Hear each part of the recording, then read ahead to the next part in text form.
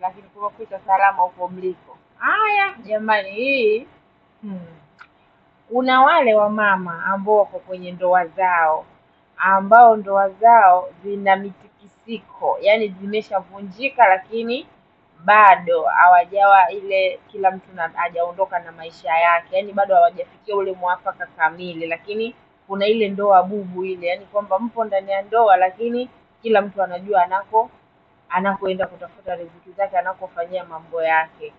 Sasa hawa watu huwa wanakimbiliaga Uarabuni, yaani huwa watu wanajidanganya kwenye nafsi zao, ili niondekane na hizi stress za mapenzi, ili niondekane na hizi stress za mume wangu, bora niende kufanya kazi Uarabuni, nitapona maumivu niliyokuwa nayo na pesa nitapata na nitaweza kuendesha maisha yangu.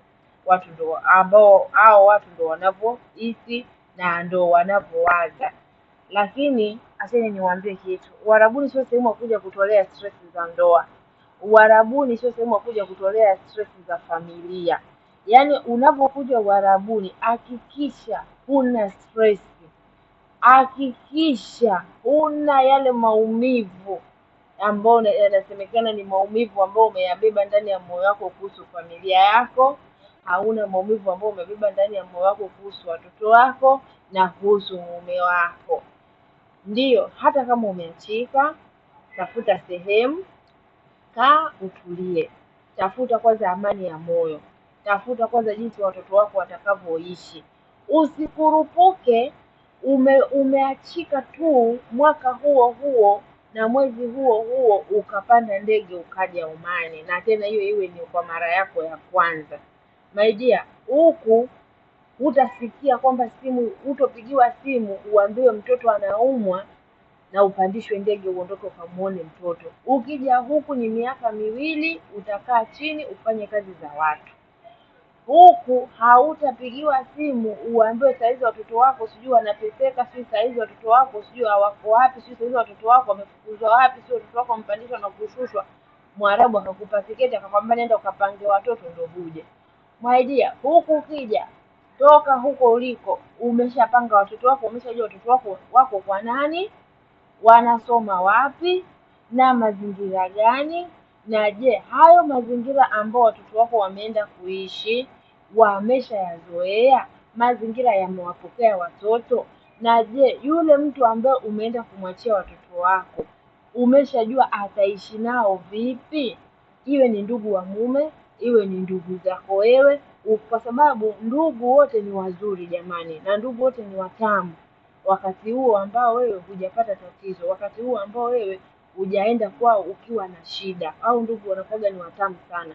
Lakini ukitaka kujua uchungu wa ndugu, ukitaka kujua ubaya wa ndugu, mpate ndugu ukiwa na shida, mpate ndugu ukiwa na matatizo, mpate ndugu ukiwa na ugonjwa. Lakini mimi sisemi hapa ni ndugu wote. Kuna wale ndugu kweli, lakini kuna wale ndugu zetu tunaofanana sura. Yaani kuna ule undugu wa kufanana na kuna ule undugu wa kuzaliwa. Sasa wewe usije ukakurupuka ukatoka huko uliko bila kujua kwanza huyo ndugu wako uliyemwachia watoto, je, ni ndugu mnaofanana au ni ndugu mliozaliwa pamoja? Kwa sababu kuna undugu wa kufanana kama nilivyosema, na kuna ndugu wa kuzaliwa pamoja. Sasa wewe usije ukakurupuka umeenda tu umemwachia, umebeba watoto umewapeleka kwa ndugu, alafu umepanda ndege ukaja huku, hujajua wale watoto wataishi vipi na yule ndugu yako. Je, wataweza kuishi? Sasa kwa mfano ndio ushafika huku, ushafanya nini? Ushafika huku na kule watoto wameshindwa kukaa, na yule ndugu yako naye kawashindwa watoto wako, kwa sababu wewe ndio unajua jinsi ulivyokuwa unalea watoto wako. Ndugu yako kawashindwa watoto, watoto wamemshindwa ndugu. Kuna mawili, watoto washindwe au ndugu hawashindwe watoto. Haya, wewe leo hii tena umekuja na hizo stress, alafu kuna stress za Mwarabu, ndugu yangu hutoboi. Kwa cha kufanya, mwenye anataka kuja huko ametoka kwa mumewe, ameachika kwa mumewe, kwa sababu watu wengi sasa hivi kila mtu anayeachika Oman, kila mtu anayeachika Qatar, kila mtu anayeachika Dubai. Yaani mtu akishakuwa na rafiki yake mmoja tu mwenye anafanya kazi Uarabuni, hiyo ndoa tena inakuwa, yaani ndoa yake hata kama ilikuwa ajikaze, agangamale nayo, yaani ajikaze nayo, aseme ngoja tu nitulie, hiyo tena inakuwa haipo. Yaani ule uvumilivu unakuwa haupo. Watu wanakuwa wanashawishiwa, bwana wewe achana na huyo mwanaume, wewe njoo tu huku mwachie watoto, au watoto chukua peleka kwa ndugu zako. Jamani, na hao ndugu mnaowapelekea watoto wakati mwingine. Utafika huku vizuri, watoto wako watatu, watoto wako wawili ushafika kwa ndugu. Yule ndugu hujui bajeti zake, yule ndugu hujui kazi zake, hata kama unazijua lakini hujui kazi zake za ziada ni zipi. Haya, pale kwa ndugu utapeleka watoto wako, ndio ni kweli watakaa, lakini yule ndugu ukumbuke na yeye lazima na yeye anajua huko unakoenda unaenda kupata pesa, unaenda kupata mamilioni. Hawezi akakuacha wewe ukatengeneza maisha yako, ila kuna ndugu wengine watakusaidia, watajua kweli ndugu yangu alikuwa anateseka na sasa anastahili kutengeneza maisha. Lakini kuna wale ndugu wengine hawapendi kuona wenzao wanaendelea. Leo hii utampelekea watoto wako akukalie nao, wewe tena ndio unaenda kugeuka kitega uchumi chake. Yani wewe tena pale unaenda kugeuka kitega uchumi wewe. Mtoto akiumwa kidogo tu mtoto akupewa panado utaomba mtoto kalazwa.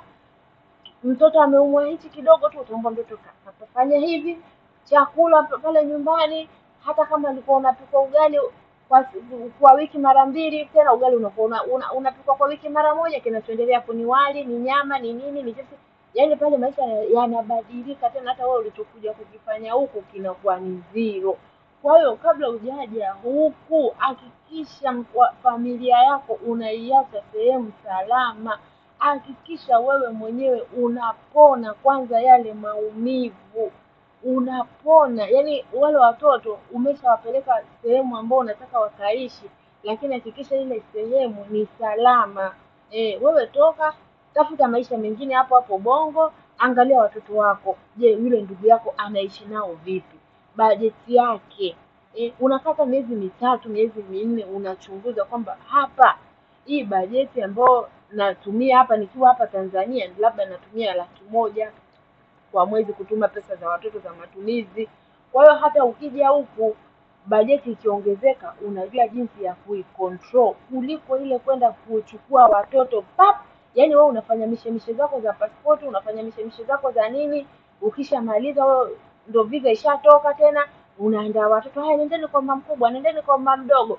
Huyo mama mdogo hujamsoma, huyo ni ndugu yako na sio ndugu ya watoto wako wewe. Unajua kuna ule undugu jamani, kuna muda mwingine tuwe tunaelewana. Kuna ndugu yako na ndugu ya watoto wako.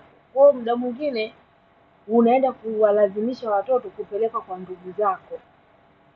Unapeleka watoto kwa ndugu zako na wale sio ndugu zake yeye. Mimi naaminigi ipo hivyo. Yani mtoto wako ni mtoto wako na ndugu yako ni ndugu yako. Mjue kutofautisha, kuna ndugu wa kuzaliwa na ndugu wa damu. So hakikisha unapanga familia maidia kabla hujapanda ndege, ila la sivyo huku utarudi na magonjwa mengi. Utarudi na magonjwa ya pressure, utarudi sijui na msongo wa mawazo. Yani unaweza hata ukalipuka, kwa sababu huku Mwarabu ndugu yangu hajali. Mwarabu eti hauwezi ukakaa ukamwambia mimi familia yangu ina shida akakusikiliza, japokuwa sio wote, kusema na ule ukweli.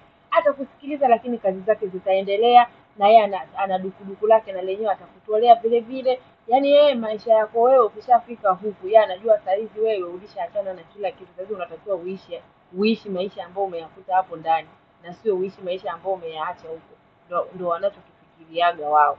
Sasa uchanganya hao watu walivyokuwa wa moto na wewe umetoka huko kitu chako kina mambo mengi. Mama, yani wakikulipua umelipuka dakika moja. Kwa hiyo bora utoke huko umesha relax. Wengine wameshatafuta passport lakini bado wako nazo, wanajitafakari. Yani bora utafute passport ukae nayo utulie, utafakari maisha yako, ujue kabisa ninachoenda kutafuta huko ni nini, lakini usikurupuke.